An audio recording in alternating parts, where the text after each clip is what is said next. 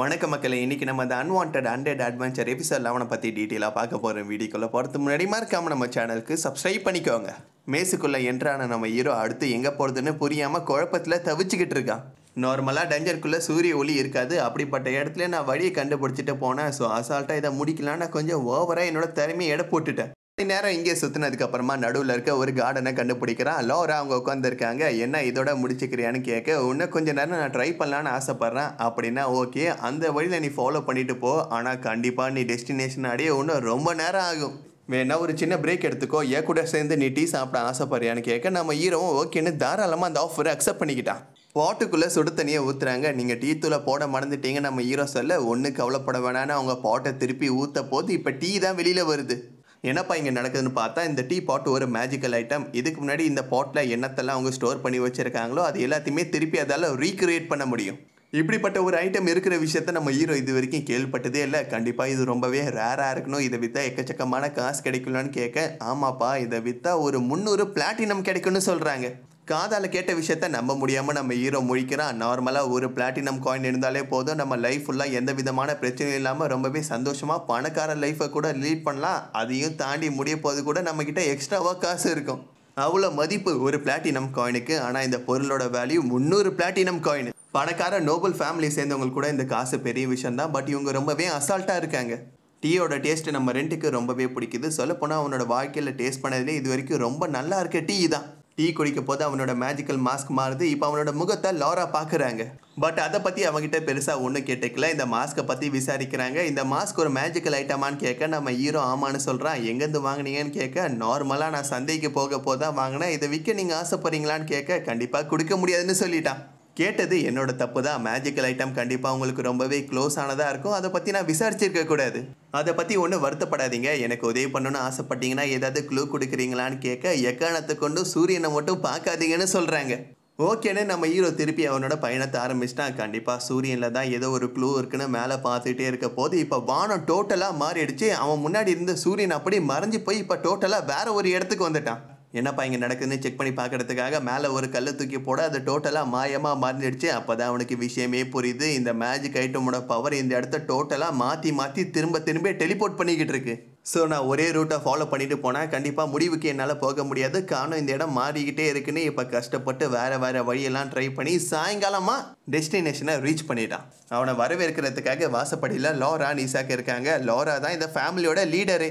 நீங்கள் சொன்னபடியே நான் இந்த மேஸை கம்ப்ளீட் பண்ணிட்டேன். இப்போ இதுக்கான ரிவார்டு எனக்கு கிடைக்குமான்னு கேட்க, கண்டிப்பாக தரோன்னு உள்ளே கூட்டிகிட்டு போகிறாங்க. இந்த இடத்துல எக்கச்சக்கமான மேஜிக் ஐட்டம்ஸ் இருக்குது. உங்களுக்கு எது வேணுமோ அதை நீங்கள் சூஸ் பண்ணி எடுத்துக்கலான்னு. அப்படின்னா இந்த கார்டனோட வழியை மாற்றுறதுக்காக ஒரு மேஜிக் ஐட்டமை யூஸ் பண்ணீங்களா, அது எனக்கு தரீங்களான்னு கேட்க, அவங்க தர முடியாதுன்னு கொஞ்சம் தயங்குறாங்க. ஒன்றும் கவலைப்பட வேணாம், காலையிலேருந்து சாயங்காலம் வரைக்கும் என்னை சுற்ற விட்டீங்களா, அதனால தான் உங்களை சும்மா கலாய்க்கிறதுக்காக நான் இதை கேட்டேன்னு. அதுக்கப்புறம் பல மணி நேரம் தொடர்ந்து இவங்க பேஸ்மெண்ட்டை நோக்கி போயிட்டு இருக்காங்க. இவங்க ஒரு ஸ்டெப்பு எடுத்து வைக்க போது அங்கே இருக்கிற லைட் எல்லாமே ஆன் ஆகுது. சொல்லப்போனால் இது எல்லாமே மனுஷங்களால் செய்யப்பட்ட மேஜிக்கல் ஐட்டம்ஸ். இப்போ பேஸ்மெண்ட்டுக்கு வந்ததுக்கப்புறமா நம்ம ஹீரோக்காக பெரிய ஆச்சரியம் காத்துட்ருக்கு. கொஞ்சம் மேஜிக்கல் ஐட்டம்ஸ் இருக்குன்னு நினச்சா, ஆனால் இந்த பேஸ்மெண்ட் ஃபுல்லாமே பொக்கிஷம் மாதிரி எக்கச்சக்கமான மேஜிக்கல் ஐட்டம்ஸை இவங்க கலெக்ட் பண்ணி வச்சுருக்காங்க. டஞ்சனில் இருக்க மேஜிக்கல் ஐட்டம்ஸை பற்றி நம்ம ஆச்சரியப்படுறோம். ஆனால் டஞ்சனே ஒரு பெரிய அதிசயம்தான். எப்படி இந்த உலகத்தில் ஒரு டஞ்சன் உருவாகுது, அது உருவாகிறதுக்கான காரணம் என்னன்னு இன்றைக்கி வரைக்கும் யாராலையும் கண்டுபிடிச்சி ஒரு விளக்கத்தை கொடுக்கவே முடியல. அப்படி தான் மேஜிக்கல் ஐட்டம்ஸும் எப்படி இந்த விஷயம் உருவாகுது, இதுக்கான சக்தி எங்கேருந்து கிடைக்குதுன்னு நம்மளுக்கு சுத்தமாக ஒன்றும் தெரியல. ஆனால் நம்மளால் சில மேஜிக் ஐட்டம்ஸை புரிஞ்சு அதை யூஸ் பண்ண முடியுது. இப்போ ஒரு பாலை தூக்கி போடுறாங்க, அது தொடர்ந்து பவுன்ஸ் ஆகிட்டு இருக்கு. இதோட பவரே தொடர்ந்து இந்த மாதிரி பவுன்ஸ் ஆகிட்டு இருக்குமா, ஏன் என்ன எதுக்குன்னு இவங்களால சரியாக புரிஞ்சிக்கவே முடியல. எதனால இப்படிப்பட்ட மேஜிக்கல் ஐட்டம்ஸை நீங்கள் கலெக்ட் பண்ணுறீங்கன்னு கேட்க, எனக்கு இந்த மாதிரி விஷயங்களை கலெக்ட் பண்ணுறது ரொம்பவே பிடிக்கும். இது ரொம்பவே வித்தியாசமாக இருக்குல்ல, அதனால் எனக்கு இது மேலே ஒரு ஈர்ப்பு இருக்குது. அடுத்து குட்டியாக ஒரு ஏர்ஷிப் இருக்குது. நம்ம ஹீரோ அதை பற்றி விசாரிக்கிறான். வெஸ்டர்ன் கண்ட்ரியில் மனுஷங்களை பறந்து கொண்டு போகிறதுக்காக ஸ்ட்ரீமால் உருவாக்கப்பட்ட ஒரு ஏர்ஷிப் இருக்குல்ல, அதோட குட்டி மாடல் தான் இது. நம்ம மேஜிக் பவரை யூஸ் பண்ணுறது மூலிமா இதை நம்மளால் பறக்க வைக்க முடியும். அதுக்கான ஒரு ரிமோட் கண்ட்ரோல் டிவைஸ் இருக்குது. அதில் நம்மளோட மேஜிக்கை இன்புட் பண்ணுறது மூலிமா நம்மளால் இதை கண்ட்ரோல் பண்ண முடியும். ஹீரோக்கு இதை யூஸ் பண்ணுறது ரொம்பவே பிடிச்சிருக்கு. சொல்லப்போனால் பயபோல் ஒரு சின்ன பையன் மாதிரி ரொம்பவே சந்தோஷப்படுறான். இதை நீங்கள் எடுத்துக்கிறீங்களான்னு கேட்க, நம்ம ஹீரோ கொஞ்சம் தயங்குறான். ஏதாவது சண்டை போடுறதுக்கு யூஸ்ஃபுல்லாக ஒரு பொருளை எடுக்கலாம் தான் நான் வந்தேன், ஆனால் இதை யூஸ் பண்ணி என்னால் விளையாட மட்டும்தான் முடியும்னு. இப்போ அந்த ஏர்ஷிப் மேலே நம்ம ஹீரோவை ஃபோக்கஸ் பண்ண சொல்கிறாங்க. அவனும் அதே மாதிரி ஃபோக்கஸ் பண்ணதுக்கப்புறமா அந்த ஏர்ஷிப் என்னத்தை பார்க்குதோ அதை நம்ம ஹீரோவால் பார்க்க முடியுது. சொல்லப்போனால் அவனோட மைண்டை டோட்டலாக அதுக்குள்ளே இவனால் ட்ரான்ஸ்ஃபர் பண்ண முடியுது. ஆனால் இப்படி பண்ணுறது மூலிமா எக்கச்சக்கமான மேஜிக் பவர் செலவாகுது. ஆனாலும் பேட்டில் அப்போ இது ரொம்பவே யூஸ்ஃபுல்லாக இருக்கும். காண இப்போ ஒரு டஞ்சனுக்கு போயிட்டா நம்ம ஒரு இடத்துக்கு போகிறதுக்கு பதில் இந்த ஸ்பேஸ் ஷிப்பை நம்மளால் அனுப்ப முடியும். அங்கே என்னத்தை இருக்குதுன்னு நம்மளால் இது மூலிமா கண்காணிக்க முடியும். மற்ற விஷயங்கள் எல்லாத்தையுமே நம்ம ஹீரோ செக் பண்ணிகிட்டு இருக்கா. ஒரு ஸ்டோன் இருக்குது, அது பக்கத்தில் வந்த உடனே அதில் லைட் எரியுது. எந்த ஒரு விஷயம் இது பக்கத்தில் வந்தாலும் பளிச்சுன்னு லைட் எரியுமா. அப்படியே தொடர்ந்து நடந்து வந்துட்டு இருக்க போது ஒரு மான்ஸ்டர் பெயிண்டிங்கை பார்க்குறான். அதில் இருக்க பட்டனை ப்ரெஸ் பண்ணதுக்கப்புறமா உள்ளே இருக்க மான்ஸ்டர் வெளில வந்து நம்ம ஹீரோவை கொஞ்சம் பயன்படுத்துது. அதை பார்த்து லாரா ரொம்பவே சந்தோஷப்படுறாங்க. சொல்லப்போனால் நம்ம ஹீரோட ரியாக்ஷன் எப்படி இருக்குன்னு இவங்க பார்த்து ரசிக்கிறாங்க. இப்போ தெரியாமல் பின்னாடி இருக்கிற ஒரு பொருள் மேலே நம்ம ஹீரோ கை வச்சதுக்கப்புறமா அவனோட மேஜிக் பவர் கொஞ்சத்தை அப்சர்வ் பண்ணிவிட்டு மற்ற பார்ட்ஸ் எல்லாமே ஒன்று சேர்ந்து ஒரு கோலம் இப்போ ஃபார்ம் ஆகிடுச்சு. மேஜிக்கால் இயக்கப்படுற ஒரு ரோபோட் கோலம். இதை ஷட் டவுன் பண்ணுறதுக்கான பட்டனை எங்கே வச்சேன்னு தெரியாமல் இப்போ இசாக் தேடிட்டு இருக்கேன். அந்த கேப்பில் நம்ம ஹீரோ இதை சமாளிச்சுக்கிட்டு இருக்கான். சாதாரணமாக அட்டாக் பண்ணது மட்டும் இல்லாமல் இப்போ அதோட வாயிலேருந்து லேசர் பவரை பயன்படுத்தி நம்ம ஹீரோட கதையை முடிக்க பார்க்க அவனும் கஷ்டப்பட்டு அதோட அட்டாக்லேருந்து சமாளித்து எஸ்கேப் ஆகிட்டு இருக்கான். நார்மலாக போனால் சுத்தமாக வேலைக்கு ஆகாது. நான் இதை கொஞ்சம் டேமேஜ் பண்ணலாமான்னு கேட்க அவங்களும் ஓகேன்னு அக்செப்ட் பண்ணிட்டாங்க. பட்டுன்னு ஜம்ப் பண்ணி அதோட ஒரு கையை எடுத்துட்டான். இப்போ லொரேன் சொன்ன ஒரு விஷயம் ஞாபகம் வருது. நார்மலாக கோலம்ஸோட நெத்தியில் எல்லாமே ட்ரூத்னு பழைய லாங்குவேஜில் எழுதப்பட்டிருக்கும். அதில் இருக்க கடைசி வார்த்தையை மாற்றுறது மூலிமா டெத்துன்னு அதை மாற்றி அமைக்கலாம். அப்படி செஞ்சாலே நீ இதை அசால்ட்டாக தோக்கடிக்கலான்னு சொல்ல நம்ம ஹீரோ ஜம்ப் பண்ணி அதோட நெத்தியில் ஏதாவது இருக்கான்னு பார்க்குறான். பட் அப்படிப்பட்ட வார்த்தை ஒன்றுமே எழுதிஇல்லை. இந்த கேப்பில் அந்த கோலம் நம்ம ஹீரோ பிடிச்சி எட்ட தூக்கி கடாசிடுச்சு. கோலமை தோக்கடிக்கிறதுக்கு ஒரு ஷார்ட் கட்டை தான் லொரேன் சொல்லியிருக்காங்க. அந்த மாதிரி வார்த்தை எதுவுமே இல்லைனா நீ அது கூட சண்டை போட்டு தோக்கடிச்சாகணும். இல்லைனா நீ அந்த இடத்த விட்டு ஓடி தான் ஆகணும். கண்டிப்பாக இந்த இடத்த விட்டு என்னால் ஓட முடியாதுன்னு நம்ம ஹீரோ அவனோட மேனா ஃபியூஷன் பவர் ஆக்டிவேட் பண்ணி 3 சக்தி ஒன்றா சேர்த்து அதோட கதையை முடிக்கலான்னு பார்க்க இன்னொரு பக்கம் லாரா ஆல்ட்டுன்னு ஒரு வார்த்தை சொன்னதுக்கப்புறமா அந்த கோலமோட பார்ட்ஸ் எல்லாமே தனித்தனியாக கைண்டு விழுந்து போயிடுச்சு. ஆஃப் பண்ணுறதுக்கான ஸ்விட்சை கண்டுபிடிச்சி தான் இந்த கோலமை நிறுத்தியிருக்காங்கன்னு நம்ம ஹீரோ நினச்சிட்டு இருக்கா. லாராவோட சக்தி பற்றி அவனுக்கு ஒன்றும் தெரியல. நடந்த சண்டையில் இந்த இடத்துல எக்கச்சக்கமான பொருட்கள் உடஞ்சிருக்கு. எல்லா பிரச்சனைக்காகவும் லாரா சாரி கேட்குறாங்க. நான் தான் சரியாக இதை கவனிக்காமல் விட்டுட்டேன்னு. ஒன்றும் கவலைப்படாதீங்க, நான் தானே இதுக்கு மேஜிக் பவர் கொடுத்தேன், என் மேலேயும் தப்பு இருக்குது. சரி வாங்க வந்த வேலையை பார்ப்போன்னு அடுத்து என்ன பொருள் இருக்குன்னு நம்ம ஹீரோ சர்ச் பண்ணி போய்கிட்டு இருக்கான். கடைசியாக ஷெல்ஃபில் சில வித்தியாசமான ஐட்டம்ஸை பார்க்குறான். இது எதுவுமே மேஜிக் ஐட்டம்ஸ் கிடையாது. பட் இதை பயன்படுத்தி மெடிசன்ஸ் அண்ட் வெப்பன்ஸை உருவாக்க முடியும். ஒரு பாட்டிலில் இருக்க வேம்பையரோட ரத்தத்தை நம்ம ஹீரோ பார்க்குறான். அடுத்த செகண்டே அவனோட நாடி நரம்பு எல்லாமே துடிக்க ஆரம்பிச்சிடுச்சு. எப்படியாவது அதை குடிக்கணும்னு அவனோட மனசுக்குள்ளே தோணிக்கிட்டே இருக்குது. இதை பற்றி விசாரிக்க வேம்பையரோட பிளட்டுன்னு லாரா சொல்கிறாங்க. இதை யாராவது குடித்தா வேம்பையராக மாறிடுவாங்க. இப்படிப்பட்ட ஒரு கதை இருக்குது. வேம்பையராக மாறினா இம்மோட்டலாக மாற முடியும்னு இது வரைக்கும் நிறைய மனுஷங்க இந்த ரத்தத்தை குடிச்சிருக்காங்க.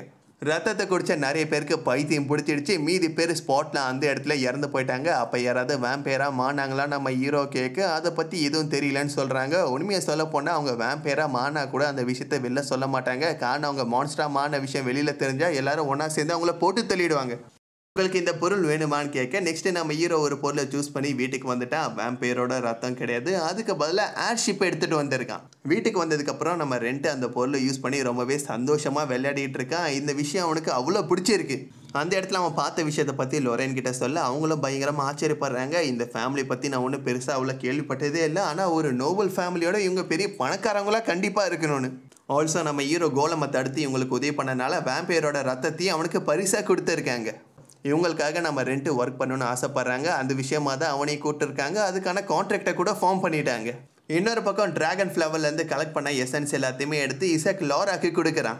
ஆல்சோ நம்ம ரெண்டோட கேரக்டர் கூட லாராக்கு ரொம்பவே பிடிச்சிருக்கு. மற்றவங்கள மாதிரி இல்லாமல் இவன் கொஞ்சம் வித்தியாசமாக இருக்கான். சொல்லப்போனால் நானே கொஞ்சம் ஓவராக இன்றைக்கி பண்ணிட்டேன்னு. லாராக்கு தான் ரொம்ப உடம்பு சரியில்லாமல் இருக்குது. அவங்கள தான் இசாக் பார்த்துட்டு இருக்கான். ஸோ அவங்கள ஃபுல்லாக பார்த்துக்கிறதுக்காக தான் வேலை எல்லாத்தையுமே நம்ம ஹீரோ கிட்ட ஒப்படைச்சிருக்கான். நெக்ஸ்ட்டு நம்ம ஹீரோ ரத்தத்தை குடிக்கிறதுக்கு தயாராகிட்டான். ஒரு வேளை இந்த ரத்தம் போலியாக இருந்தால் நம்மளுக்கு எந்த விதமான பிரச்சனையும் இருக்காதுன்னு லொரேன் சொல்ல கண்டிப்பாக இந்த ரத்தம் உண்மை தான். சொல்லப்போனால் இதை குடிக்கணும்னு எனக்குள்ளே தோணிக்கிட்டே இருக்குது. இந்த ரத்தத்தை பார்த்ததுலேருந்து இதை அடையணும்னு ஒரே எண்ணம் மட்டும்தான் என்னோட மனசில் இருக்குது. எந்த முடிவாக இருந்தாலும் நீ நல்லா யோசிச்சிடு. இது வரைக்கும் வேம்பையரோட ரத்தத்தை குடித்தவங்க யாரும் உயிர் வாழ்ந்ததா சரித்திரமே இல்லை. நீ மனுஷனாக மாறுறதுக்காக இந்த ரத்தத்தை குடிக்க ஆசைப்படுற விஷயம் எனக்கு புரியுது. ஆனால் நீ இப்படியே ஒரு 100 மான்ஸ்டராக இருந்தால் கூட எனக்கு அதை பற்றி கவலை இல்லை. கடைசி வரைக்கும் என் கூடயே நீ உன்னோட வாழ்க்கையை ஒரு அட்வென்ச்சராக ஸ்பெண்ட் பண்ணால் எனக்கு அது சந்தோஷம்தான். ஆனால் உன்னோட மனசை அதை விரும்பலன்னு எனக்கு நல்லாவே தெரியும். மெட்டீரியல் ரேங்க் அட்வென்ச்சர் ஆகணும்னு நீ ஆசைப்பட்ற. அதுக்காக தான் இவ்வளோ கஷ்டத்தை நீ ஃபேஸ் பண்ணியிருக்க. கண்டிப்பாக இந்த ரத்தத்தை நீ எடுத்துக்க தான் போகிறேன்னு எனக்கு நல்லா புரியுது. கண்டிப்பாக உன்னோட விருப்பத்துக்கு நான் தடையாக இருக்க மாட்டேன்னு சொல்ல எபிசோட முடிவுக்கு வருது. ஓகே மக்கள்ஸ், நெக்ஸ்ட் வீடியோவில் நான் உங்களை மீட் பண்ணுறேன். இந்த எபிசோட் உங்களுக்கு பிடிச்சிருந்தா லைக் பண்ணுங்கள், ஷேர் பண்ணுங்கள், கமெண்ட் பண்ணுங்கள். மறக்காமல் நம்ம சேனலுக்கு சப்ஸ்கிரைப் பண்ணிக்கோங்க.